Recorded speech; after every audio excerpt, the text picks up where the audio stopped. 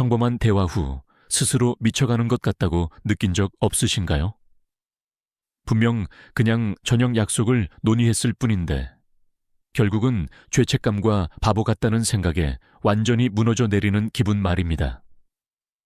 만약 그렇다면 여러분은 교묘한 조종자를 만났을 가능성이 높습니다. 오늘 저희는 여러분께 무기가 될 지식을 알려드리려 합니다.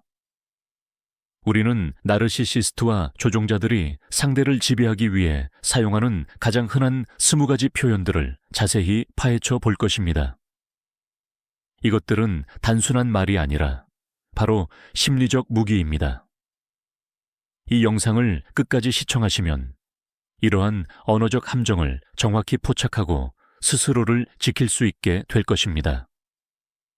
주변 사람들과의 관계를 바꿀 수 있는 진실을 마주할 준비가 되셨나요? 그럼 시작합니다. 구체적인 표현들을 살펴보기 전에 왜 그들의 수법이 그토록 효과적인지 먼저 이해해야 합니다. 조종은 항상 고함이나 직접적인 위협의 형태를 띠지 않습니다. 오히려 날마다 여러분의 의식 속에 스며드는 조용하고 눈에 띄지 않는 독인 경우가 많습니다. 나르시시스트와 조종자들은 현실 왜곡의 대가입니다. 그들의 주된 목표는 여러분 자신의 자신감, 감정, 심지어는 기억력까지 흔들어 무너뜨리는 것입니다. 그들은 여러분이 항상 틀리고 자신들은 언제나 희생자이거나 영웅인 세상을 만들어냅니다. 이러한 과정을 가스라이팅, 가스라이팅이라고 부릅니다. 그들은 여러분 스스로의 인식이 타당한지 의심하게 만듭니다. 그리고 여러분이 발밑에 지지대를 잃게 될 때 여러분을 통제하는 것은 매우 쉬워집니다. 그러므로 그들의 단골 표현을 아는 것은 어두운 방에서 손전등을 켜는 것과 같습니다. 괴물을 없애주지는 못하지만 적어도 그 존재를 볼 수 있게 도와줍니다. 자, 그럼 첫 번째이자 어쩌면 가장 악명 높은 표현입니다. 바로 당신이 너무 과민 반응하고 있다. 혹은 그 변형인 당신은 너무 예민하다는 말이죠. 이런 말 들어보셨나요? 이는 당신의 감정을 완전히 무시하고 깎아내리는 전형적인 방식입니다. 가령 이런 상황을 가정해 봅시다. 당신의 배우자나 연인이 당신에게 중요한 기념일을 잊어버렸습니다. 당신은 당연히 속상해서 그에게 이 사실을 이야기합니다. 하지만 사과 대신 돌아오는 말은 에이, 그냥 하루일 뿐인데 왜 이렇게 난리야? 당신이 모든 걸 과장하는 거야 라는 식의 대답입니다. 이 순간 프레임 전환이 일어납니다.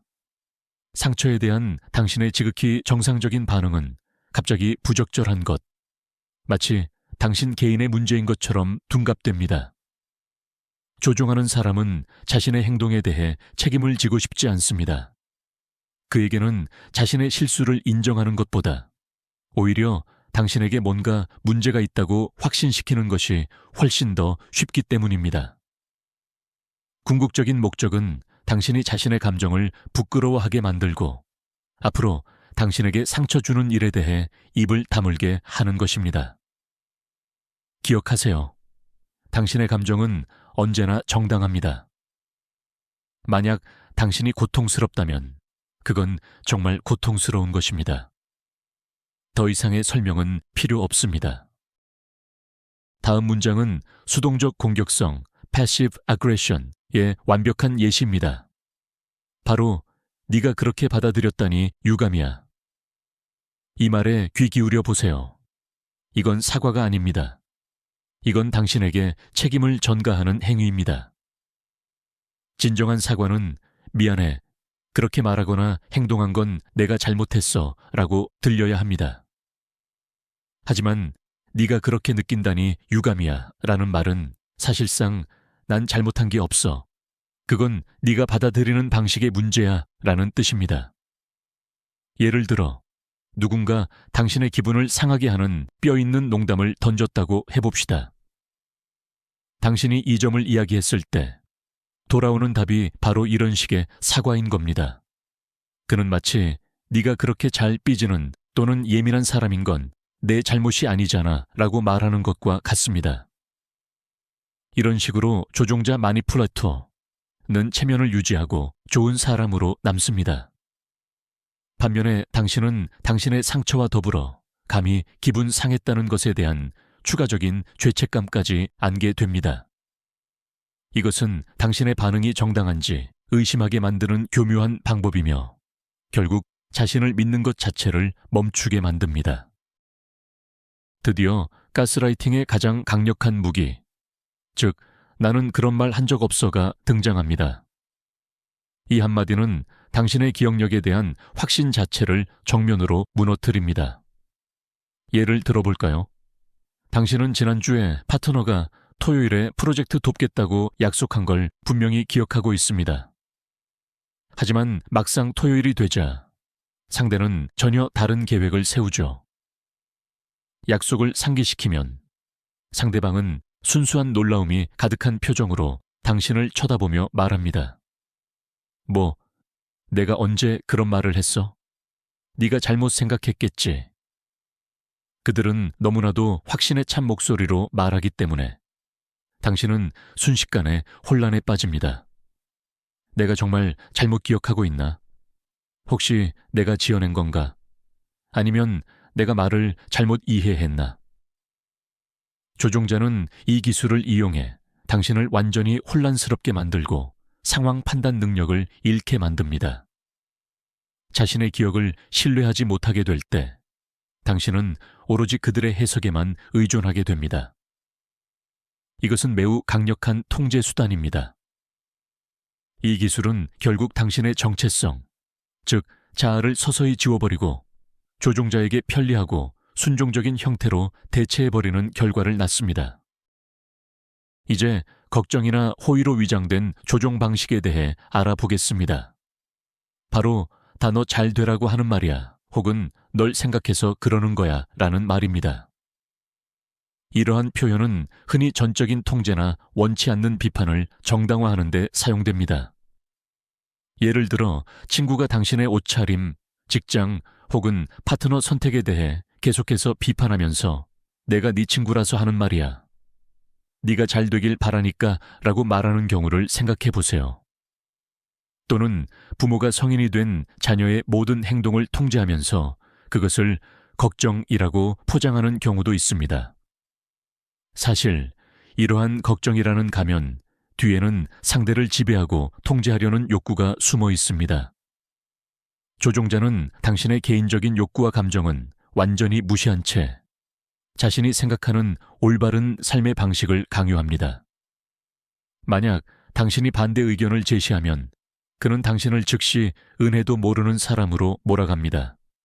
왜냐하면 자신은 좋은 의도로 한 일인데 당신이 그것을 감사하게 여기지 않는다는 식이죠. 이러한 상황은 당신을 끔찍한 사람처럼 느끼게 만드는 심리적 함정을 만듭니다. 그리고 그 굴레에서 벗어나기 매우 어렵게 만듭니다. 가장 강력한 감정적 덫 중 하나는 바로 죄책감을 자극하는 한마디입니다. 내가 너한테 해준 게 얼만데. 이 말 한마디로 가해자 조종자는 과거에 아주 평범했던 모든 행동까지도 평생 갚아야 할 빚으로 둔갑시킵니다. 엄마는 타지로 떠나려는 자녀에게 이 말을 할 수 있고, 남편은 자신과 시간을 보내는 대신 자기 개발을 위한 교육 과정에 가려는 아내에게 이 말을 할 수 있습니다. 핵심은 이들이 당신에게 모든 것의 대가를 청구한다는 점입니다. 보살핌, 선물, 심지어 자신들이 투자한 시간까지도 포함해서 말입니다. 당신이 자신의 인생을 살거나 마땅히 누려야 할 권리를 주장하려는 모든 시도는 새까만 배은망덕으로 포장됩니다. 이들의 목표는 오직 하나입니다. 당신을 영원한 의무감으로 올감에서 빚진 상태로 만들고 순종하게 만드는 것입니다. 당신은 영원한 채무자처럼 느끼게 되고 그 빚을 청산할 수 있는 유일한 방법은 오직 조종자가 원하는 대로 행동하는 것뿐입니다. 당신의 판단력에 치명타를 가하는 또 다른 무서운 문장이 있습니다. 바로 착각한 거야입니다.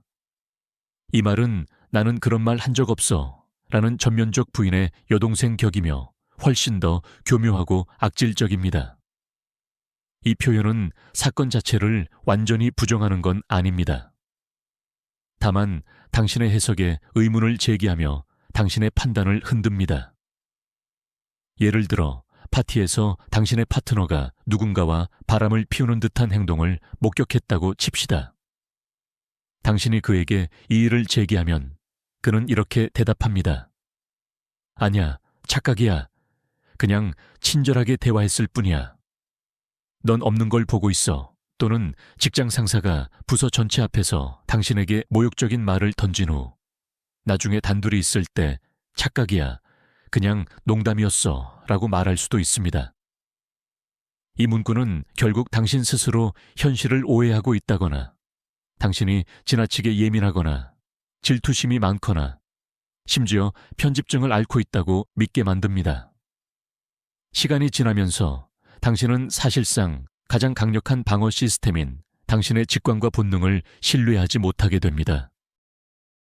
자존감을 정면으로 겨냥하여 무너뜨리는 말이 있습니다. 바로 다른 사람들은 널 절대 사랑하지 않아. 혹은 너 같은 사람이 대체 누가 필요하다고 하겠어 같은 말이죠. 이는 당신은 가치가 없고 오직 조종자 자신만이 특별하다는 생각을 심어주려는 직접적인 언어 폭력입니다. 조종자는 자신의 위치를 당신의 그 모든 결점을 견뎌줄 수 있는 세상에 단 하나뿐인 사람으로 설정합니다. 이렇게 하는 이유는 당신이 관계를 떠나는 것을 두려워하도록 만들기 위함입니다. 관계를 끝낸다는 생각만으로도 공포와 불안을 느끼게끔 말이죠. 조종자는 이 관계를 벗어나면 당신에게 남는 것은 오직 외로움뿐이며 아무도 당신을 필요로 하지 않을 것이라는 환상을 당신의 머릿속에 심습니다. 이는 결국 아주 강력한 의존성을 형성합니다. 당신은 사랑 때문이 아니라 순전히 두려움 때문에 이 사람에게 매달리게 되는 것입니다. 스스로가 결함 있는 존재라는 믿음 때문에 혼자가 되는 것을 두려워하게 됩니다. 하지만 이는 명백한 거짓입니다.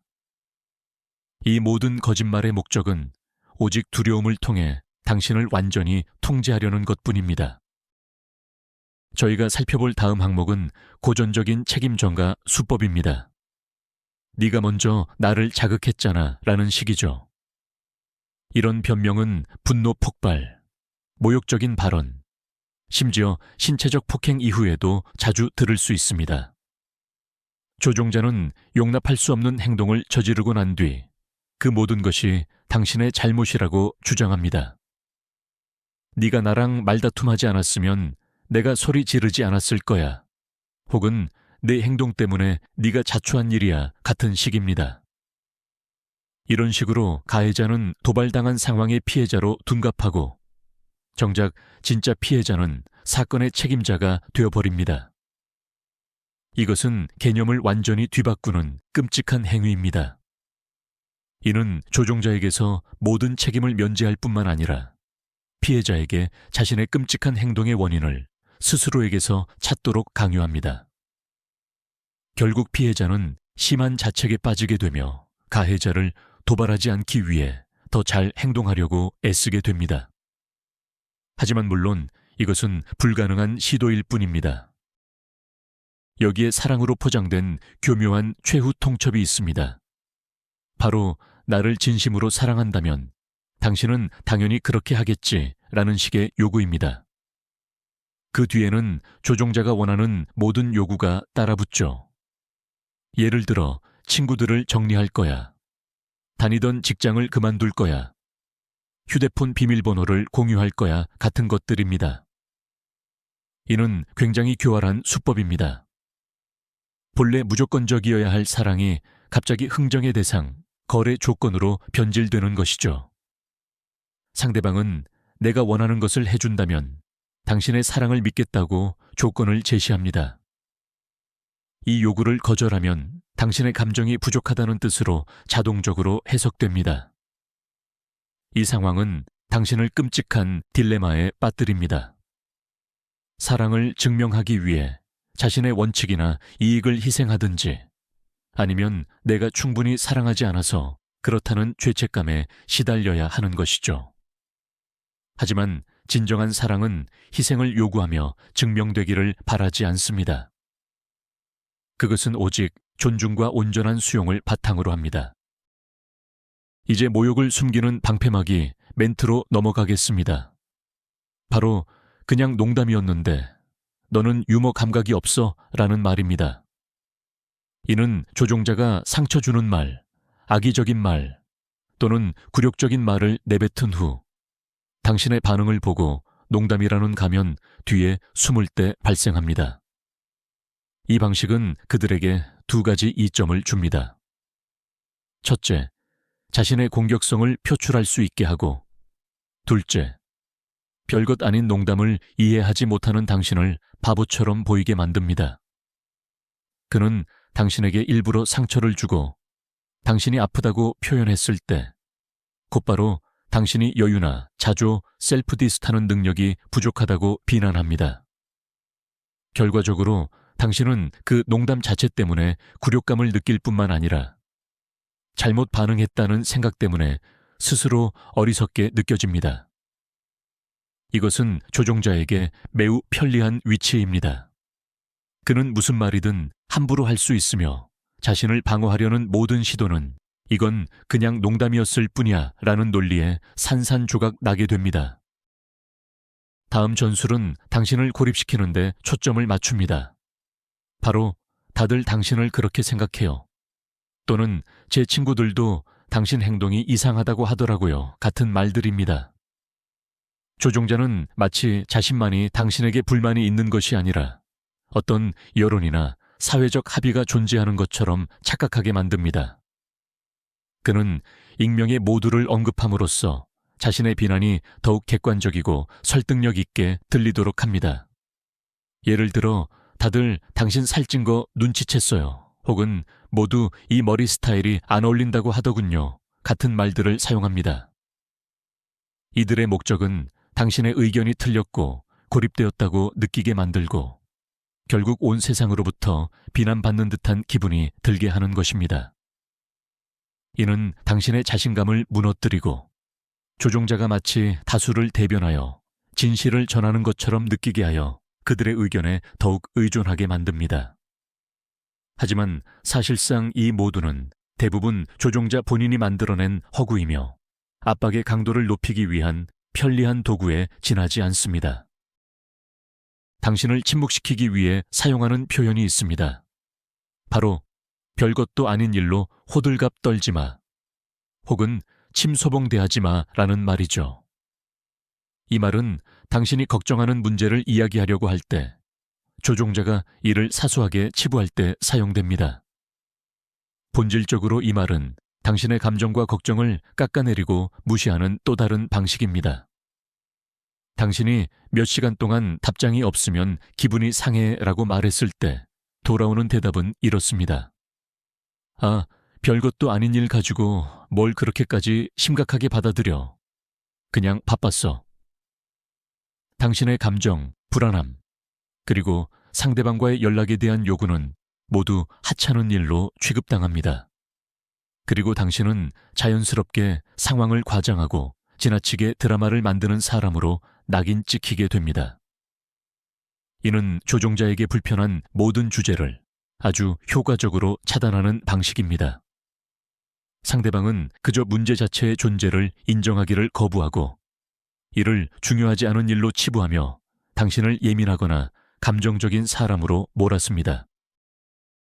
이전 문장과 매우 유사하지만 뉘앙스가 조금 다른 표현이 있습니다.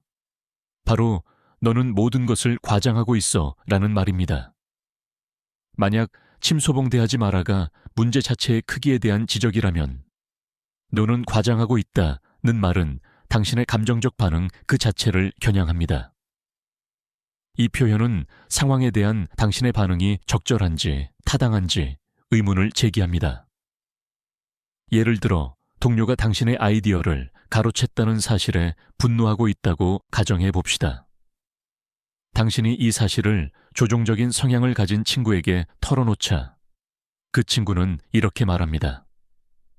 에이, 혹시 그 사람이 일부러 그랬겠어? 네가 문제를 너무 심각하게 과장하는 것 같아. 결국 지지를 받는 대신 당신은 상황을 올바르게 판단하는 능력 자체에 의심을 받게 됩니다. 조종자는 마치 당신에게 당신의 감정은 지나치고 현실과 동떨어져 있다라고 말하는 것과 같습니다.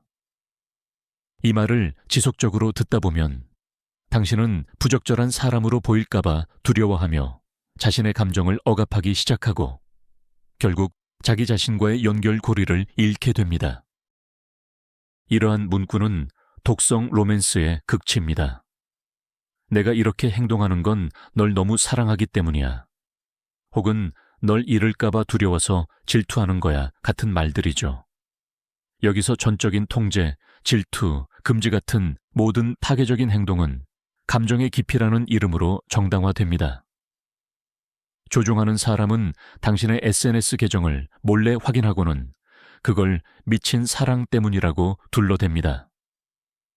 친구들과 연락하는 것을 금지하는 이유도 당신을 잃을까봐 두렵기 때문이라는 식이죠. 이는 매우 위험한 함정입니다. 특히 격렬한 열정과 드라마를 진정한 사랑의 증표로 배웠던 로맨스 영화에 익숙한 사람들에게는 더욱 그렇죠. 하지만 사실 사랑은 신뢰, 존중, 그리고 자유입니다. 반면 통제 질투, 그리고 경계 침범은 스스로에 대한 불안감과 상대방을 물건처럼 소유하려는 이기심의 표현일 뿐입니다. 이것은 사랑이 아니라 그저 이기심과 소유욕일 뿐입니다. 이상화와 평가절하 단계에서 흔히 사용되는 수법이 바로 이것입니다. 너 예전에는 안 그랬잖아. 이 말은 조종자가 당신이 자기 주장을 펼치거나 경계를 설정하거나 혹은 그가 원치 않는 행동을 시작할 때 꺼내는 핵심적인 공격입니다. 그는 관계 초기에 자신의 머릿속으로 만들어 놓았던 그 이상적인 당신의 모습으로 되돌아가라고 요구하는 것이나 다름없습니다. 예전엔 그렇게 밝고 쾌활했는데 지금은 왜 항상 불만투성이야? 이 말의 속뜻을 풀어보면 이렇습니다. 예전엔 나한테 편리하고 순종적이었는데 이제 와서 네 권리를 주장하기 시작하니 나는 이게 마음에 안 든다. 이들의 목표는 당신이 변했다는 죄책감을 심어주고 자신에게 편리했던 과거의 행동 양식으로 다시 돌아가도록 강요하는 것입니다. 그가 그리워하는 것은 당신의 진짜 모습이 아니라 당신에 대한 자신의 환상이며 당신이 그 환상에 맞춰주기를 끊임없이 요구하는 것입니다. 이건 책임을 회피하는 수동 공격적인 방식입니다. 바로 이 한마디죠. 네가 알아서 해. 이 말을 할 때는 마치 엄청난 배려나 양보를 해주는 듯한 태도를 취하죠. 가령 공부를 시작하거나 이직을 하려는 등 어떤 중대한 결정을 내리고 싶을 때가 있습니다. 파트너에게 의논하지만 상대방은 같이 고민하는 대신 툭 던집니다. 당신 마음대로 하세요. 겉으로는 선택의 자유를 주는 것처럼 보여요. 하지만 사실은 모든 결과에 대한 책임을 자신에게서 떼어내는 겁니다. 그러면서 동시에 당신의 선택을 은근히 못마땅해 한다는 걸 내비치죠. 만약 일이 잘 풀려 성공해도 진심으로 기뻐해 주지 않을 겁니다. 하지만 만약 실패한다면 신이 나서 이렇게 말할 준비가 되어 있죠. 내가 그럴 줄 알았어. 이건 지지해 주지는 않으면서도 나중에 탓할 여지는 남겨두는 일종의 회피술입니다. 이것은 자유로운 허락이 아니라 사실상 침묵하는 비난이나 다름없습니다. 대화를 회피하는 아주 간단하면서도 효과적인 방법이 있습니다. 바로 지금은 그거 이야기하지 말자는 말이죠. 당신은 당신을 괴롭히는 중요한 문제를 논의하려고 합니다. 하지만 조종자는 대화를 계속 미룹니다. 나 피곤해. 지금은 때가 아니야. 나중에 하자. 그리고 그 나중은 절대 오지 않죠. 이를 스톤워링이라고 부릅니다. 말 그대로 대화 자체를 거부하고 벽을 치고 물러나는 행위입니다. 그런데 왜 이런 방식이 먹혀들까요? 당신에게 그 문제는 중요하고 해결을 원하며 심지어 그 해결이 지연되어 불안한 상태에 있기 때문입니다. 상대방은 대화 가능성 자체를 통제함으로써 당신을 계속 낚시 바늘에 매달아 놓는 겁니다. 언제, 무엇에 대해 이야기할지 그가 결정합니다. 이는 관계에서 당신의 발언권을 빼앗고 당신의 감정이나 문제가 그에게 전혀 중요하지 않음을 보여줍니다. 그는 오직 자신이 편한 주제만 이야기하는 것입니다. 이제 은밀한 협박 기술을 살펴보죠. 바로 이거 나한테 들었다고는 절대 말하지 마. 알겠지? 근데 로 시작하는 말입니다. 이 말은 곧 소문과 음모의 시작을 알리는 신호탄입니다. 조종자는 비밀을 방패 삼아 주로 공동의 지인인 제3자에 대한 부정적인 정보를 당신에게 전달합니다. 이 수법을 삼각 조종술 트라이앵굴레이션이라고 부르는데 그 목표는 명확합니다. 당신과 주변 사람들을 갈라놓는 것, 즉 이간질입니다. 그는 당신이 누군가를 미워하게 만들거나 반대로 누군가가 당신에 대해 나쁘게 이야기했다고 전하는 방식으로 진행됩니다. 이런 과정을 통해 그는 소통에서 없어서는 안 될 존재, 유일하고 신뢰할 만한 정보원이 됩니다. 결국 그는 정보의 흐름과 당신이 주변 사람들과 맺는 관계 전체를 장악하게 됩니다. 불신과 불화를 심으면서도 정작 자신은 사건의 중심에 서서 뒤에서 끈을 조종하는 것입니다. 이는 당신을 고립시키고 당신의 삶에서 자신의 존재감을 극대화하기 위한 전술입니다. 조종자가 자신을 높이고 상대를 깎아내릴 때 쓰는 또 다른 표현이 있습니다. 바로 나만이 너에게 진실을 말해주는 사람이야 라는 말이죠. 그는 마치 험악하지만 정직한 쓴소리꾼인 척 자신을 포장합니다. 다른 모든 주변의 위선자들과는 달리 자신은 당신에게 독한 진실을 마주보고 말해주는 용기 있는 사람이라는 거죠. 하지만 당연히 이 진실이란 건 늘 당신에 대한 비난이나 비판으로 귀결됩니다. 예를 들어 내 친구들은 널 비행기 태우지만 이 옷이 널 뚱뚱하게 보이게 한다는 건 나뿐이 말해주는 거야 라고 말하는 식입니다. 자신의 비판을 마치 나만의 독보적인 솔직함이라는 포장지로 싸서 주면서 그는 주변 사람들의 의견은 전부 무시하고 자신을 진리의 전달자라는 위치에 올려놓습니다. 바로 그 자신만이 유일한 진실의 주인인 셈이죠. 이런 방식은 당신이 가까운 사람들의 지지에 의심을 품게 만들고 그 조종자의 의견을 더욱 신뢰하게 만드는 결과를 낳습니다. 하지만 사실 그 의견이란 건 결국 당신을 발판 삼아 자신의 존재감을 드러내려는 수단에 불과합니다.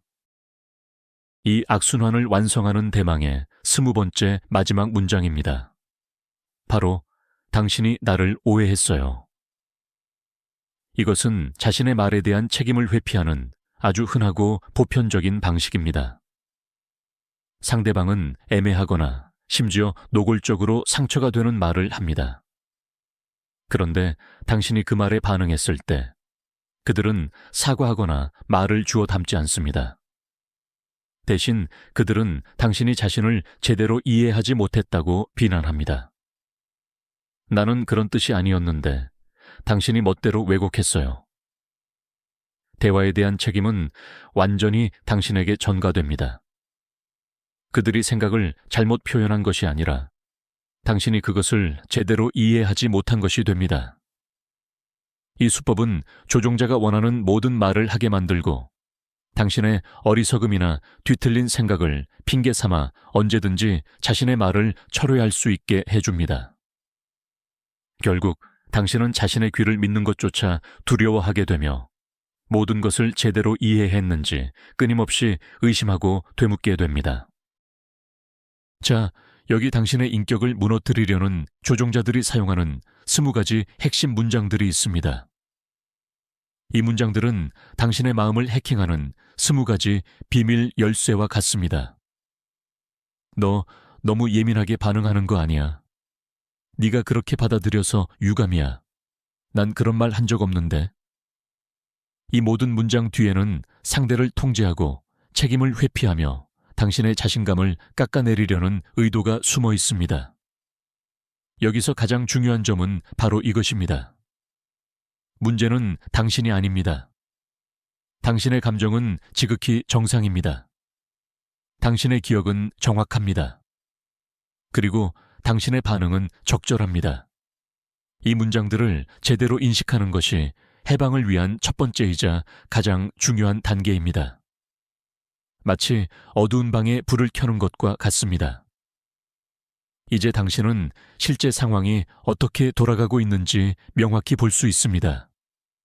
더 이상 희생자가 아닙니다. 이 유해한 턱식 게임의 규칙을 알고 스스로 빠져나올 수 있는 사람이 되는 것입니다. 끝까지 시청해 주셔서 감사합니다. 만약 이 영상이 도움이 되셨다면 좋아요를 누르고 채널을 구독해 주시면 다음 분석 영상을 놓치지 않으실 수 있습니다. 이제 여러분께 질문 드립니다. 여러분은 살면서 이 문장들 중 어떤 것을 가장 많이 들어보셨나요? 혹시 저희가 놓쳤지만 강력한 조종자의 무기가 되는 다른 문장이 있다면 알려주세요. 여러분의 경험을 댓글로 공유해 주세요. 당신의 이야기가 다른 누군가에게도 자신이 혼자가 아님을 깨닫게 하는데 큰 도움이 될 수 있습니다.